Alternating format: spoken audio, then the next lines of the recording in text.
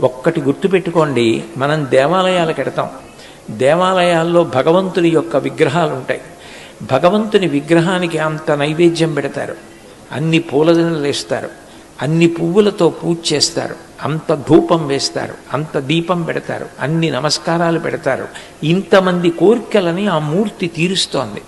కానీ ఆ మూర్తి తయారవ్వాలి అంటే నిజానికి ఆ మూర్తి ఎంత కష్టపడుతుందో తెలుసా? ఎక్కడో ఉన్నటువంటి ఒక శిలని పెద్ద బండి కట్టి లాక్కొస్తారు. నేను ఒకసారి కాంచీపురంలో గణపతి స్థపతి గారు ఉన్న రోజుల్లో విగ్రహాన్ని ఎలా చెక్కుతారో చూడడం కోసమని వెళ్ళాను. ఆ పెద్ద బండ మీద కూర్చుని ఉలులు పెట్టి సుత్తులతో కొట్టి పెచ్చులు విరిగిపోయేటట్టుగా ముందు కాళ్ళు చేతులు ఇవన్నీ చెక్కుతారు.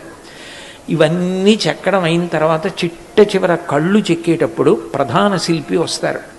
వచ్చి చాలా సున్నితమైనటువంటి ఉలి పెట్టి ఈ కళ్ళ కింద కొట్టి పెచ్చులు తీసేసి అందంగా కళ్ళు వచ్చేటట్టు, నవ్వుతున్నట్టుగా వచ్చేటట్టు నోరు చెక్కుతారు. ఎన్ని ఉలి దెబ్బలు, ఎన్ని సుత్తి దెబ్బలు తిని ఎన్ని పెచ్చులో ఊడిపోయిన తర్వాత విగ్రహం తయారవుతుంది. అప్పుడు ఆ విగ్రహాన్ని వేరే వాహనం ఎక్కించి తాళ్లతో కట్టి అది ప్రతిష్ఠ కావలసిన క్షేత్రానికి చేరుస్తారు. అప్పుడు అధివాసాలు చేసి ఆ మూర్తిని ప్రతిష్ఠ చేస్తారు. చేసిన తరువాత పూజలు చేస్తారు, దానికి శక్తి వస్తుంది. ఒక రాయి పూజలు అందుకోవాలి అంటే అంత కష్టపడితే తప్ప దేవాలయంలో చేరి పూజలు అందుకోదు.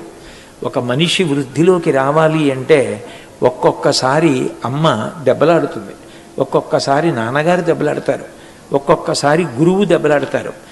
నల్లరాయి నేను పెచ్చు వదిలిపెట్టను, నేను సుత్తి దెబ్బ తినను, నేను ఉలి దెబ్బ తినను అన్నది ఎప్పటికీ విగ్రహం కాదు, ఎప్పటికీ దేవాలయంలోకి చేరదు, ఎప్పటికీ పూజలు అందుకోదు.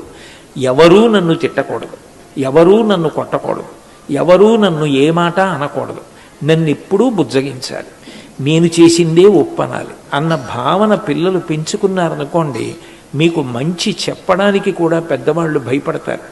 పెంకి పిల్ల ఏదైనా చెప్తే చాలా బాధపడిపోయి తీవ్రంగా ప్రవర్తిస్తుందనుకుంటారు. అట్లా ఉండకూడదు.